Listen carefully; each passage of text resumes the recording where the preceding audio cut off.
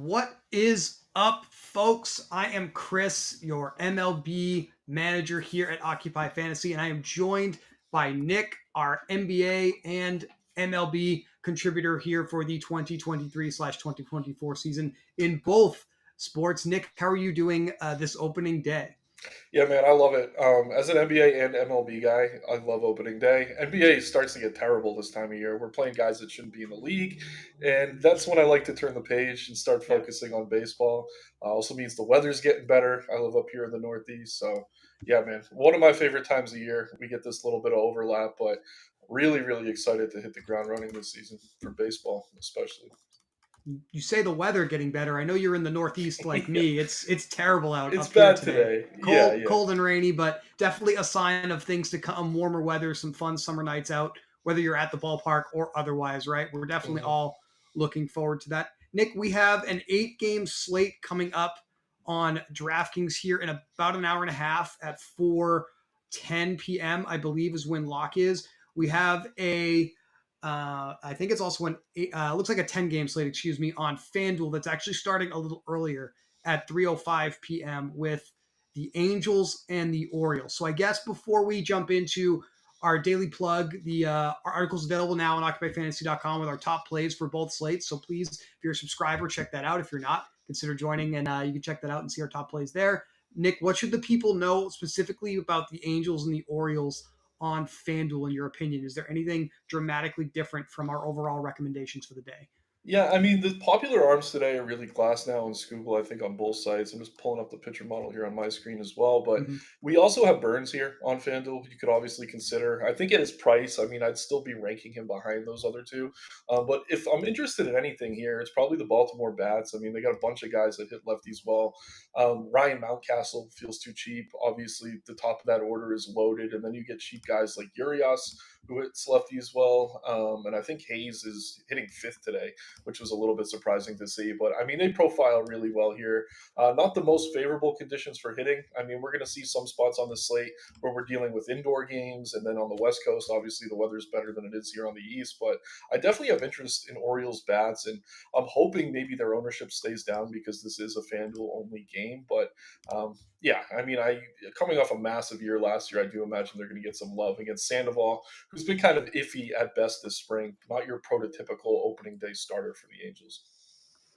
The Orioles are not getting a ton of love in the model as a stack. I'm just looking at the back end of that as Mhm. well. I've put the pitcher model up on the screen for the people though, and we do have Corbin Burns actually as our top ranked starter in the model for the FanDuel main slate. So good, and kudos to you for bringing up Burns for everybody getting ready to play on FanDuel. I do think at 10,200, obviously a little pricey, but Yeah. right there with School, obviously an interesting pivot at lower ownership. We're expecting Burns to come in around 8%.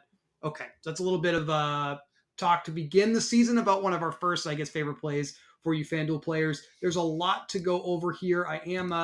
I'll give away the goods a little bit. I'll show more of the daily plug every single day through the end of July. Nick, myself, and our other MLB writer Brandon will be putting this plug out for you all. We'll go over some of the notable betting odds, some of the movements in the markets throughout the day. We'll give you some of the weather situations and as far as how they're impacting the slates early in the season. Cold weather is not good for hitters, for those of you who are kind of new to baseball. So expect to see a lot of low scoring games, pitchers ranking pretty highly in the model here in March and April. We'll give you some of our favorite hitters at both like the high end of the salary table and the low end. Some of our favorite stacks as far as what the model is looking at, and some of our top pitchers. Now, I'm going to hover on the stacks here today. We do think the Cincinnati Reds are going to be by far the most popular team people will be rostering hitters from on both DraftKings and FanDuel. And one of the questions we get a lot from our subscribers is about, I guess, how we label these stacks in our plugs. You see this really weird code, right? This 1123 next to the Reds here. This Mhm. is Nick. Some of the categories in our stack model on the Yep. website, which I will now share for the people. So what that means is that the Reds are the number one OF index stack today on this slate. Number one isolated power. Number two by weighted on base average projection, and number three in betting markets. by implied team total. So if you're new to Occupy, we don't do traditional fantasy point projections for any of our sports. We try to condense all of the numbers into like an easily digestible, like one number ranking that can help you figure out what are the best plays to play on any given slate in any given sport. And that is our OF index. The Reds are the number one stack in our model for that today. I think you'll agree with me, Nick. Baseball, more than any other sport, has so many different data points that you can consider when you're trying to figure out what to do. Moose and Brian have taken the trouble of refining this model year in and year out using hundreds of inputs and generating our OF index rankings each year, each slate. And not too crazy. We do have Shohei Ohtani as the top hitter today. I think no one's really surprised by that. But that's a little bit of an explanation of how the stack rankings works, how OF index works. I rely on OF index pretty heavily when I'm building lineups for MLB. Since I've been obviously associated with the company here, it hasn't really changed my process too much. But for you, Nick, I guess your view of our metrics and our models, how do you prefer to look at some of this data? And is there anything you want to share with the people? Yeah, I mean, the way I kind of view it, I definitely weigh OF index heavily. I mean, I kind of look at most lineups as like an equation with three variables. So you got on FanDuel, one pitcher and two stacks, and on DK, usually two pitchers and one stack. And so especially earlier in the season, I'm looking to play kind of the chalkier arms. Like I don't like to take too many risks at pitcher, and that's why I'm usually getting different at stacks. So I'll look at the top of OF index, and if I'm seeing something that's low owned for any of those variables, that's kind of where my focus will be. Like on a slate like today, where the Reds are super popular, I don't mind playing them, but I wouldn't want to play them in my lineups that are going to be heavy with Scooble and Glass now as high owned arms as well. So I'm looking to get a little bit different with bats today. Cincinnati, I mean, obviously they look great here against Josiah Gray. I think the main reason they're scoring so well, not only does Gray give up a ton of power, it's also a favorable ballpark, and they're all dirt cheap, especially on DraftKings. So really no surprise at all that they're rating towards the top of the model. But like I said, we look at the aggregate ownership here, 129%. So I click over to the pitcher model. I'm going to the DK main slate, kind of sorting by OF index first. I see Glasnow and Scoob are both over 30% owned, then Luzardo. So if I'm getting away from those three arms, I'm pretty comfortable playing some red stacks in high risk Mm-hmm. large field tournaments. If you're playing cash games, I mean, you could kind of start there just going by OF index, but I don't know. Cash games are tough for MLB. Yeah. It's really tough to beat the rake. So what I've been doing more is playing just tournament lineups, a lot of single entry contests. And like I said, if I'm playing a chalky piece in one of those three variables, I'm trying to look different elsewhere. On FanDuel, it is different because you're usually playing 4-4 stacks, four mans, or four man, three man with a one off. So you could play a chalky stack like the Reds as long as your secondary stack is a little bit different. So for me today, a team I'm looking at is going to be the Kansas City Royals, only 36% aggregate on DK, 31 on FanDuel. Lopez is a talented arm, but he's been struggling this spring. And I think just as a team, they're one of the more underrated lineups in baseball. So ownership is everything in DFS. MLB is Mm-hmm. no exception. There's more variance in MLB, but like you said, we have so many data points because we have such a wide and massive sample size of data that we are able to kind of focus in on what's going to score well on most slates. But yeah, like I said, I mean, I don't want everything to be chalk. I think I feel better about eating chalk at pitcher earlier in the season. So yeah, I'm starting to ramble a bit here, but the Royals to me today are a team you're going to want to get to if you're going to guys like Scooble and Glass now. But if you're going to the Reds, just try to look to get a little bit different at pitcher. But I don't know. You don't have to get different in all these categories, but I think it's wise to get away from the chalk, at least one of the three.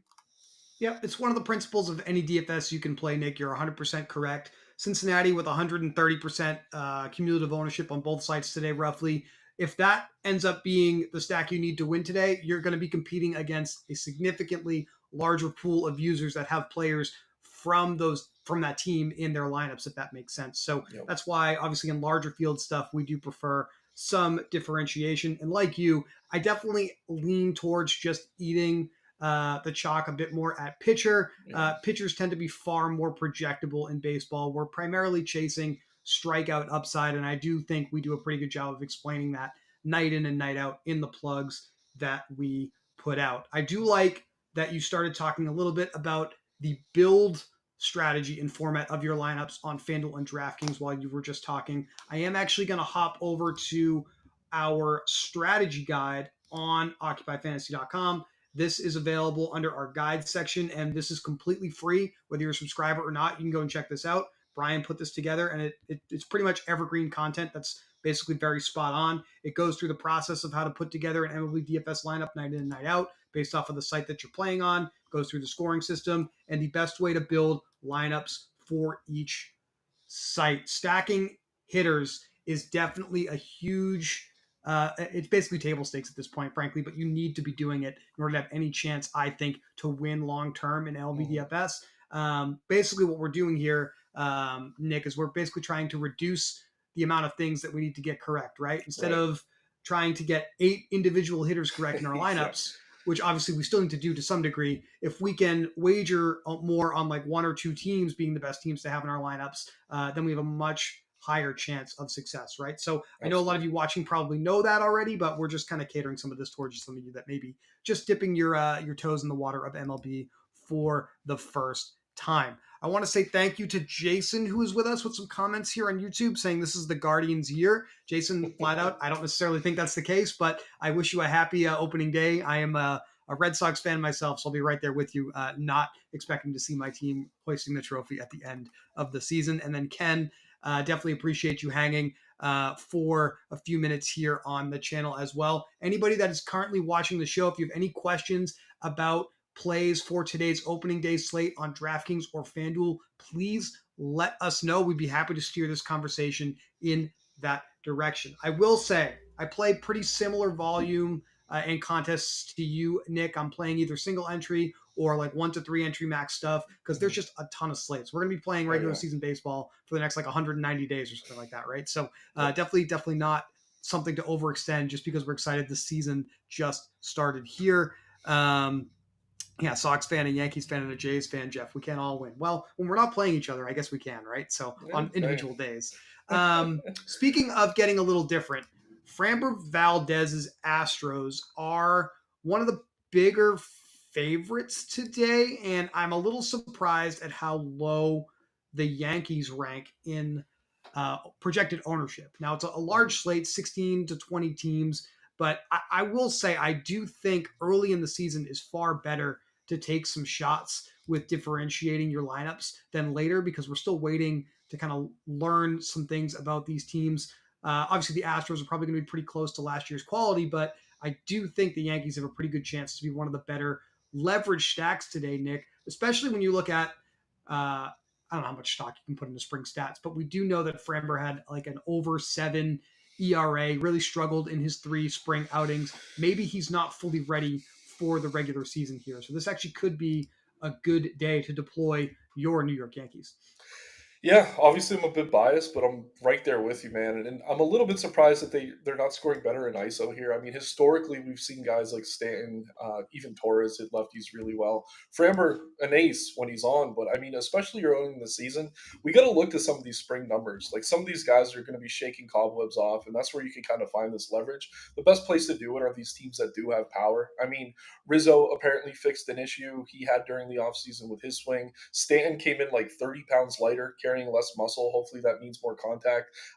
This is kind of a ridiculous thing to bring up, but he did have a spring game where he hit 3 home runs. So we know that he still has that ceiling in his pocket, if nothing more. I think we see Volpe take a big step forward this season. So, yeah, I mean, on paper, this lineup hasn't changed all that much from last year. I mean, we're obviously adding Juan Soto to it, which makes it a whole lot better, generally speaking. But there are some cheap bats towards the bottom of the order that you could use to kind of lower the price here. But, yeah, I mean, they're all probably lower owned, like you said, than they should be. This is a game indoors, which probably favors the hitters more than some of these spots on the East Coast. Like I talked about Baltimore earlier. I mean, that game's outdoors and it's kind of crummy.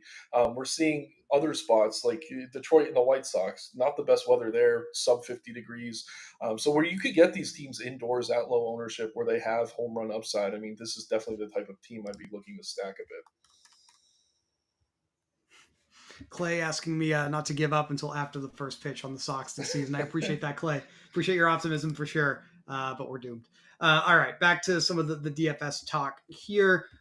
One of the things that I think will be really powerful in our model in about a couple of weeks, these final 2 columns on the hitter section of the model, exit velocity and batted ball distance. These are the StatCast data points that we scrape and use every single day in the model. We won't have 2024 data updated until after the first couple of weeks of the season. What you see here is the final rankings from the 2023 final 2 week sample, if that makes sense, of the season. So Aaron Judge was the number one hitter in baseball in terms of batted ball exit velocity, number 3 in terms of average batted ball distance. Obviously, we know Aaron Judge is very good, so this doesn't necessarily teach us anything that we didn't already know about Aaron Judge. But Nick, the reason these metrics are really, really interesting is they can start to show us some of the undervalued plays that are available across Major League Baseball, where maybe the pricing algos haven't caught up to how well they're swinging the bat, right? So as we march forward into the season, these are two of the things that we will definitely highlight in the plug for some of our individual hitters within stacks. And I'm excited to see what we learn about some of these new players that are joining the majors this year. Obviously, a new slew of rookies joining the majors this season that are going to be kind of exciting to see begin their careers and sort of take over in the DFS space as well. Yeah, I guess that's kind of what I wanted to talk about there. We've got about 10, 15 minutes that, I'd be willing to keep the show going here. If you guys that are watching have any questions that you want us to specifically address, but I think we hit really all of the major bullet points here. I do think we had some questions in our Discord about whether or not we were going to introduce some pre-lock voice chats for Major League Baseball slates. We do them for NFL. We do them every night for NBA, in addition to our every night live streams here on the YouTube channel. I think we're going to be doing 1 day a week for MLB chats in the Discord as well. Dates to be announced. It'll probably be the same night each week with probably either Nick or myself that'll be doing them when we do them. But that'll probably start next week. This will be, I guess, count as our live chat for the slate this week. We don't at this time have plans while the NBA season is still going on to do any more MLB videos on the channel unless you guys are interested. So this would be my opportunity to remind you all watching this live or on replay after we end to make sure that you like the video, subscribe to the channel, because really those metrics are what really justify whether or not we're going to keep putting these things out for you all.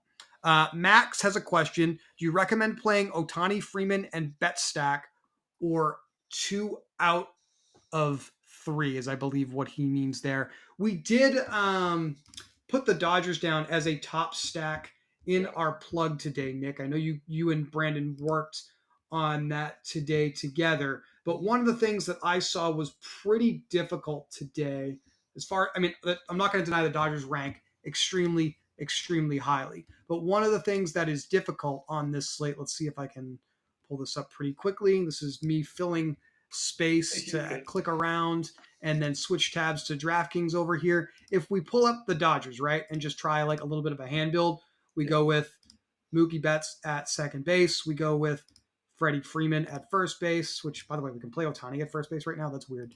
Ohtani in the outfield. I believe Max Muncy and James Outman are the other highly top. These are our top 5 Dodgers in the Occupy model right now. Yep. We have $4,400 in average remaining salary. I haven't even slotted a pitcher in yet. If I go with Glasnow and Skubal, 2 of the highest owned players, you can't build this lineup. So how are we treating the Dodgers on this slate, Nick? Yeah, I mean, I like them, but it's almost like you have to leave off one of that big 3. I mean, the model's telling us that Freeman of that group would probably be the guy to let go. You could also put Ohtani at first, gives you a little bit of flexibility. I mean, Outman is affordable at 4,400. I wasn't expecting Hayward to be in here. He is at 3,500. If you mix in a couple of these lower price guys, you can fit them with decent arms. I mean, it's just tough because Luzardo is chalky at 7,600 today. He's probably your best kind of low price arm, but he's been pretty volatile this spring. I'm not super excited to get to him at high ownership. We have Crochet as like a total punt against Detroit. I don't think he's terrible, but I have trouble expecting him to even go 4 innings. So if you're going to the Dodgers, you're probably going to want a 5-man. You're probably not going to be able to afford that big 3 that we listed. And you're going to have to take a shot on some of these lower priced arms. It's just on these first couple slates, all these teams are rolling out their quote unquote aces. So even if these guys aren't that great, they're going to be expensive here. I mean, if you go with something like maybe Eflin and Berrios, just hope that game's low scoring. There Mhm. are ways to do it. But yeah, I mean, the Dodgers are going to have to significantly outscore the cheaper stacks, and those arms are going to have to do just enough to kind of keep you afloat when comparing to what Scooble and Glasnow are going to do today. So, like I said, my style is more to pay up at pitcher, get different in stacks. I think Yeah. there's a lot of cheap bats on this slate. All over the place that you can go to. But if you're kind of set on playing the Dodgers, you're going to have to take risks at pitcher. There's no way you're paying up for either arm, in my opinion. I'd rather go with two mid-range guys and try to jam Scoobler Glass now. And I mentioned Eflin. I think he's okay. He's someone I'd be considering. I'm a huge fan of Cole Reagans, but he hasn't looked great this spring. There's a few cheap arms you could consider, but I mean, yeah, you're rolling the dice. And I would say it's easier to fit two of that big three than all three. Personally, the model's saying Freeman's scoring worse than Outman or Muncy in terms of OF index. So maybe you leave him off. As I say this, that probably locks in 2 home runs for him. But yeah, I mean, it's tough to do, but that's kudos to DK. We want it to be tough to stack the Dodgers this season. Absolutely. And I do agree with your assessment. If you are trying to do it today, it does seem like Freeman is the quote unquote correct one to omit, which is very scary. So I like you said, credit to DraftKings especially for making it really, really hard to put the Dodgers in your lineups. But great question from Max today. Appreciate you being here, Max, for sure. Okay. Lineup construction wise for less than 50 player contests. What is the best way to stack when hand building? Do we need to full stack at all? I tend to lean towards, I kind of build lineups the same in MLB, but that's also because I try to full stack, and I think that's the right way to play MLB lineups. What do you think, Nick? Yeah, no, I almost always full stack. I mean, Yeah. back in the day, like 5, 6 years ago, I'd play cash games and I'd still kind of have mini stacks in those. I know some people who play cash try to target home run spots, but like you said, it's easier to identify a pitcher that's going to struggle than it is to identify 9 batters that are going to exceed value. So I'm almost always just playing the best stack on the slate in those um, smaller field contests. It's pretty easy to identify the top stacks in the model. And a good way to also play those is you could kind of mix in maybe one or two one offs, like guys near minimum price that you feel are too cheap. And then you could afford the best bats from someone like the Dodgers, maybe. Not particularly on today's slate where we don't have great mid range for pitching. But yeah, I'm always stacking, even in those smaller contests. I think more often than not, that's the way to go, especially on these big slates. At least one or two of these teams are going to go off today. Like the best lineups are going to be stacked. It's almost always the case, unless we're like in the playoffs or there's like a 3 game slate and all the games end up low scoring. Those are the rare scenarios where you see lineups with one offs usually climbing to the top of the leaderboard. But 9 times out of 10, maybe even more than that, you'll see stacks at the top of all contests, regardless of format. I'm going to try to rapid fire run through some of the questions we're getting here. They're starting to really roll in here, Nick, which is good. We Nice. appreciate you Yeah. guys being here. Trey Indicut wants to know about Cole Reagans. And I do think we're both very high on Reagans this season in general. Today in the model, it's looking a little tough for him. And there's some nice correlation here between our pitcher ranking. He is the 4th lowest ranked pitcher on the DraftKings slate for us, largely because the Twins are the 3rd highest ranked stack for us. So obviously Reagans is pitching against the Twins, so that makes a ton of sense. So I think today I would actually lean towards the Twins side there. Thoughts on the Pirates stack from Nick? Nick, appreciate you being here. Just in general, one of the easiest ways, this is without like getting into the nuts and bolts of the matchups between like the Pirates and the Marlins or whatever. We have Luzardo as one of the 3 highest projected owned pitchers on this slate. If he completely fails and the Pirates have an awesome first few innings against him, right? And they put up a big number, no one's going to be playing those hitters today. So that's a great DFS game theory play. It Mhm. doesn't necessarily rank great in our model today, but I understand and I appreciate where your head is at, Nick. And I wouldn't advise against that in large field tournaments like the big $100,000 opening day special on DraftKings. That's a more than fine way to approach playing a contest like that today. And can you rank Byron Buxton, Max Kepler, and Ryan Jeffers from the Twins? I don't necessarily have to do that because we have the Occupy model, which does it for us. And I agree with the model more often than not. I guess your answer is going to be Byron Buxton, Ryan Jeffers, and then Max Kepler bringing up the rear out of the three that you gave me, thugging. Brian, actually, in the chat, appreciate you being here, Brian. Hope you're having a good afternoon. We have a question from the Discord. Nick, I'll let you take this one. Yep. What would you recommend for daily contest selection if you're playing one lineup in mostly small field contests and satellites on a smaller bankroll? In terms of contest selection, look for single entries. Smaller field, kind of mid-range stuff. Single entries are always the way to go, in my opinion, for almost every DFS sport, because even if you're competing against a sharp field, you're only competing against their best lineup.